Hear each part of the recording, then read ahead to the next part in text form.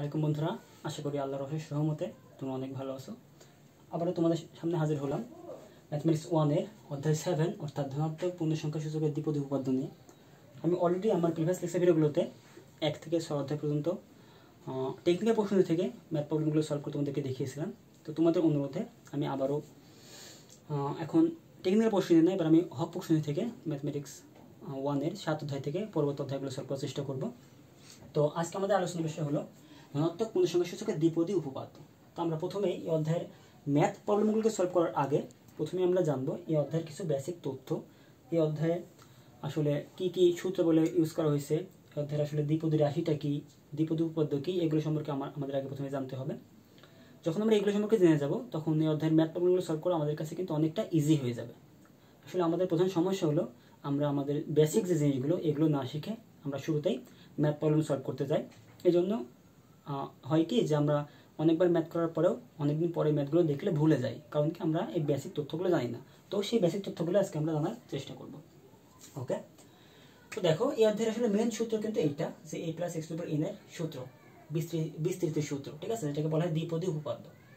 আচ্ছা, দ্বিপদী উপপাদ্য কি জানার আগে আমরা প্রথমে জানবো দ্বিপদী রাশি কি।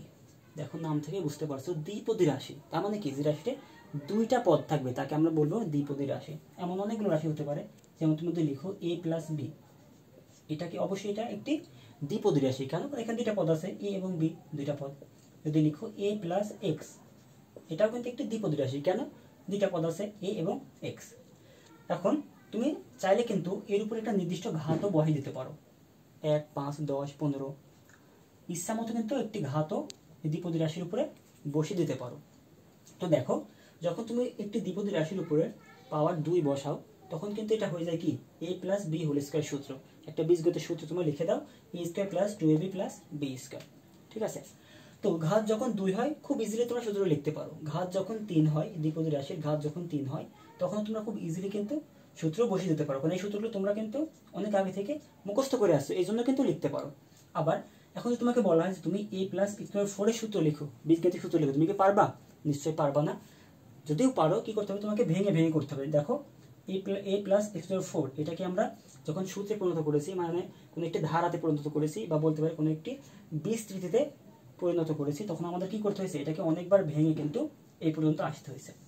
তাহলে দেখো a + x⁴ কে ভাঙতেই যদি তোমার এতটুকু করতে হয়, এখন যদি তোমাকে বলা হয় যে a + x⁵ এর সূত্র কি হবে বের করো তো, a + x⁵ এর সূত্র কি হবে বের করো তো, তোমরা কি ইজিলি বের করতে পারবে? নিশ্চয়ই বের করতে পারবে না। আর এই জন্য আমাদের দরকার একটি নির্দিষ্ট সূত্রের। তার মানে আমরা একটি দ্বিপদী রাশিকে যদি একটি ধারাতে পরিণত করতে চাই বা একটি বিস্তৃতিতে পরিণত করতে চাই, আমার দরকার হচ্ছে একটি নির্দিষ্ট সূত্র। ওই সূত্রটাকে বলা হয় দ্বিপদী উপপাদ্য। আর আমাদের এই দ্বিপদী রাশির উপপাদ্য হচ্ছে এইটা, এটাকে আমরা বলবো দ্বিপদী উপপাদ্য। তো আজকে আমরা শিখবো যে আমরা কিভাবে এই দ্বিপদী রাশির দ্বিপদী উপপাদ্য তৈরি করতে পারি। ওকে, তাহলে আমরা কি করতে পারি, আমরা এই যে এখান থেকে বিশ্লেষণ করে বের করতে পারি যে আসলে কিভাবে আমরা দ্বিপদী রাশিগুলো ধারা নির্ণয় সূত্র গঠন করতে পারি। তো দেখো, যদি আমরা প্রথমটা দেখতে আসি, তোমরা যদি লক্ষ্য করো, দেখো প্রতি ক্ষেত্রে আমরা যখন রাশিটির ধারাতে পরিণত করেছি, আমার পদ সংখ্যা তার ঘাতের চাইতে কিন্তু একটা 1 বেড়ে গেছে। এখানে দেখো আমার এই দ্বিপদী রাশিটির ঘাত ছিল হচ্ছে 2, এখানে ঘাত ছিল কত, 2, কিন্তু এখানে আমার পদ সংখ্যা কত হয়েছে দেখো তো, পদ সংখ্যা কিন্তু হয়ে গেছে কত, 2 + 1 তা 3 হয়ে গেছে। দেখো 1, 2, 3, পদ সংখ্যা হয়েছে 3টা।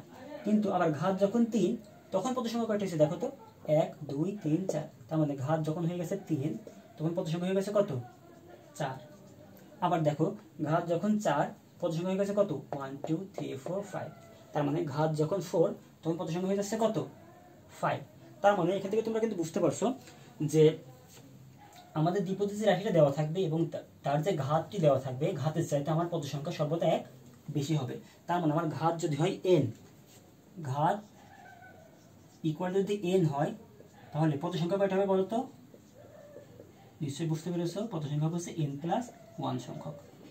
ওকে, এটা একটা বৈশিষ্ট্য গেল। এবার দেখো প্রতিটা ধারাতে তোমাদের লক্ষ্য করো, দেখবা প্রতিটা ধারার প্রথম এবং শেষের যে পাওয়ার, এই পাওয়ারটা কিন্তু আমার দ্বিপদী রাশির ঘাতের সমান। পাওয়ার বা ঘাত যেটা বলো না কেন, এখানে আমার সর্বোচ্চ ঘাত ছিল 2, এখানে আমার প্রথম ঘাত 2 এবং শেষ ঘাত 2, সর্বোচ্চ ঘাত 3, প্রথম ঘাত 3, শেষ ঘাত 3, সর্বোচ্চ ঘাত 4, প্রথমে ঘাত 4 এবং শেষে ঘাত হচ্ছে 4। ঠিক আছে, তার মানে এখান থেকে আমরা আরেকটা তথ্য পাইলাম যে প্রথমে এবং শেষের ঘাত আমার সর্বোচ্চ ঘাতের সমান হবে। ওকে, আরেকটা তথ্য পেলাম। আরেকটা তথ্য বিশ্লেষণ করার চেষ্টা করো। দেখো তো, দেখো এর থেকে বিশ্লেষণ করার চেষ্টা করি। আমার প্রথমে এবং শেষে ঘাত সর্বোচ্চ হবে, এটা ঠিক আছে, কিন্তু বাদ বা এগুলোতে ঘাত কিভাবে বাড়ছে বা কিভাবে কমছে। দেখো তো, প্রথমে আমার এখানে ছিল a⁴, কিন্তু পরবর্তীতে হয়েছে কি, দেখো তো a⁴, তারপরে a⁴ বা a স্কয়ার, তারপরে শুধু a বা a⁴, তারপরে কি হয়েছে a⁴। আমরা জানি কি a⁴ মানে কত, 1, এই জন্য এটা লেখা হয়নি এখানে, কারণ a⁴ এবং 1 কিন্তু সেম কথা, এই জন্য আমরা এখানে কি করছি না, a⁴ লিখছি না। তার মানে দেখো আমরা বুঝতে পারছি যে আমাদের ঘাত কি হবে, এর ঘাত এক এক করে কমবে। প্রথমে থাকবে সর্বোচ্চ ঘাত, দেন হবে কত, দেন এক কমে হবে a³, দেন আরো এক কমে হবে কত a স্কয়ার, দেন আরো এক কমে কত হবে a, দেন আরো এক কমে আর এ থাকবেই না।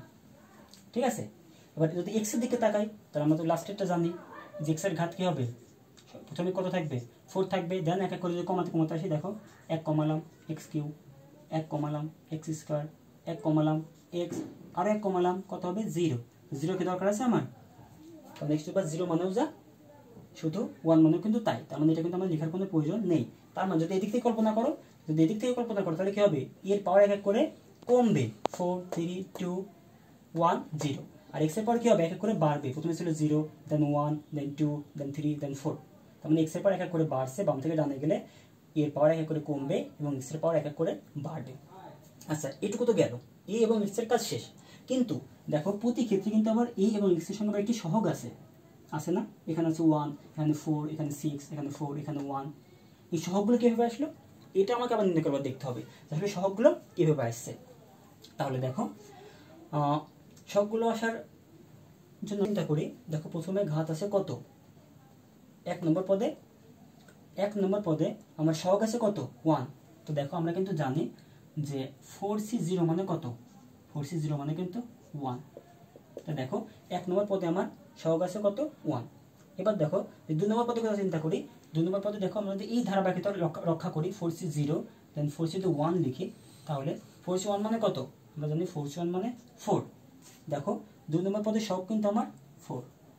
দেন যদি আমরা বের করি 4c2, দেন 4c2 মানে কত 6। তো দেখো 3 নম্বর পদে আমার সহগ আছে কত 6। দেন যদি আমরা বের করি 4c3 মানে কত, 4c3 মানে কিন্তু 4। তুমি ক্যালকুলেটর ইউজ করে দেখতে পারো অথবা ক্যালকুলেশন করে দেখতে পারো, এর মান হবে কত 4। দেখো 4। দেন 4c0 মান যেমন 1, 4c4 এর মানও কিন্তু 1, এই জন্য দেখো এখানে কিন্তু সব কত আছে 1 আছে।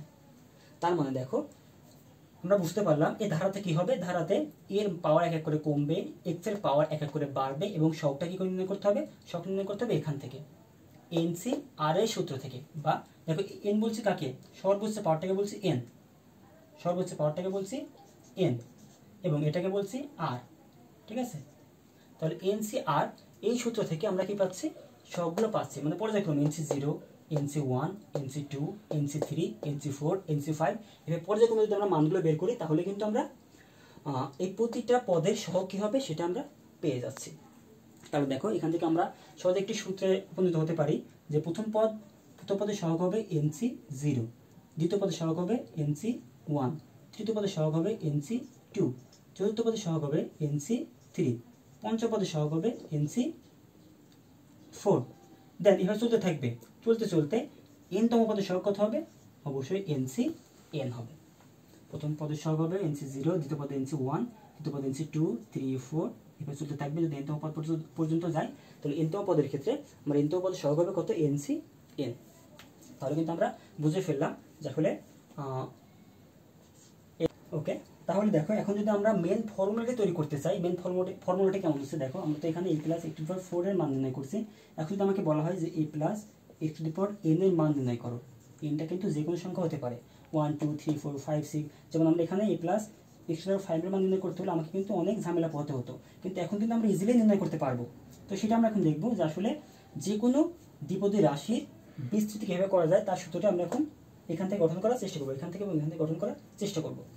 তাহলে দেখো a প্লাস x⁴n, তো আমরা জানি কি হবে এরপর এক এক করে কমবে, তাহলে এরপর এক এক করে কমাই। এরপর ছিল a⁴n, এবং প্রথমে এক্সের পর কত ছিল 0, প্লাস এরপর এক কমবে, তাহলে n-1 হবে এবং এক্সের পর কী হবে 1 বাড়বে, প্লাস এরপর আরও এক কমবে, তাহলে কত হবে n-2 এবং এক্সের পর আরও 1 বাড়বে। এভাবে কিন্তু চলতে থাকবে কতক্ষণ পর্যন্ত, যতক্ষণ না পর্যন্ত এর পাওয়ার কত হয় 0 হয় এবং এক্সের পর, যতক্ষণ না পর্যন্ত এর পাওয়ার 0 হয় এবং এক্সের পর n হয়।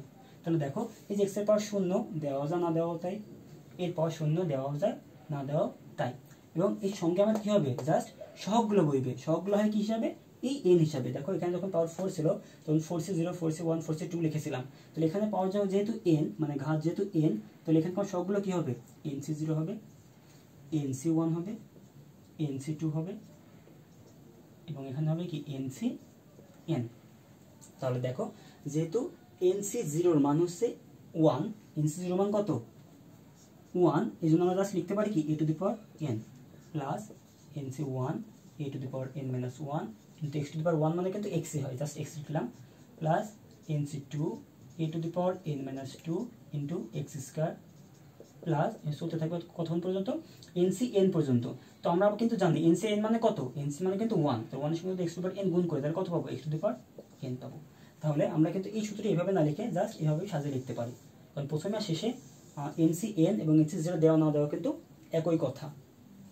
তাহলে আশা করি তোমরা বুঝতে পেরেছো যে আসলে একটি দ্বিপদী রাশিকে কিভাবে বিস্তৃতি করা যায় বা তার দ্বিপদী উপপাদ্য তৈরি করা যায়। আসলে আমরা যারা পলিটেকনিক স্টুডেন্ট আমরা কি করি, প্রথমে আমাদের ম্যাথ প্রবলেম সলভ করতে চলে যায়। এই যে বেসিক তথ্যগুলো এগুলো আমাদের জানা থাকে না বা জানার চেষ্টা করি না, কারণ এগুলো আমাদের যেহেতু পরীক্ষাতে খুব কম আসে এই জন্য আমরা জানতে চেষ্টা করি না। এই জন্য কি হয়, আমরা একটু অঙ্ক বারবার করার পরে পরবর্তীতে গিয়ে আবার কি ভুলে যাই। কিন্তু তোমরা কেউ যদি ড্রাইভ করা শিখো যে আসলে কীভাবে এই সূত্রটি আসলো, যদি কেউ যদি এটা জানো যে কখন গিয়ে সূত্রগুলো ভুলেও যাও, তখন তোমাদের কোনো অসুবিধা হবে না, তোমরা কিন্তু সূত্রগুলো ড্রাইভ করতে পারবে, তৈরি করে নিতে পারবা। এক্ষেত্রে তোমাদের কিন্তু ভুল হওয়ার সম্ভাবনা খুব কম থাকবে। ওকে, তাহলে তো আমি আশা করবো এই বেসিক তথ্যগুলো নিয়ে তোমাদের মধ্যে আর কোনো প্রবলেম বা কনফিউশন থাকবে না। তো আমি আমার পরবর্তী লেকচার ভিডিওগুলোতে চেষ্টা করবো, বিশেষ করে পরবর্তী লেকচার ভিডিওতে চেষ্টা করবো এই যে বিস্তৃতি, এই বিস্তৃতির মধ্যপদ কীভাবে নির্ণয় করা যায় এবং সাধারণ পদ কীভাবে নির্ণয় করা যায় সেটা তোমাদেরকে দেখানোর, এবং দেন তার পরবর্তীতে আমি চেষ্টা করবো যে অধ্যায়ে যে ম্যাথ প্রবলেমগুলো আছে বিশেষ করে বাংলাদেশ কারিগরি শিক্ষা বোর্ড কর্তৃক যেই প্রশ্নগুলো বেশি বেশি আসছে সেই প্রবলেমগুলো সলভ করতে আশা করি তোমাদেরকে পাশে পাবো। তো আমার ভিডিও লেকচার যদি তোমাদের ভালো লেগে থাকে তো অবশ্যই আমার চ্যানেলকে সাবস্ক্রাইব করবে আর লাইক বাটনে ক্লিক করবে। আর যদি তোমাদের নির্দিষ্ট কোনো অধ্যায় নিয়ে সমস্যা থেকে থাকে তোমরা অবশ্যই কমেন্ট বক্সে আমাকে কমেন্ট করে জানাতে পারো যে ভাই আমার এই বিষয়টা নিয়ে সমস্যা আছে, আমি অবশ্যই চেষ্টা করবো সেই বিষয়টা সলভ করার। আর তো আর ভিডিওগুলো যদি সবার আগে পেতে চাও তবে অবশ্যই বেল বাটনটি প্রেস করে রাখবে। তোমার সঙ্গে থাকার জন্য ধন্যবাদ। আল্লাহ হাফেজ।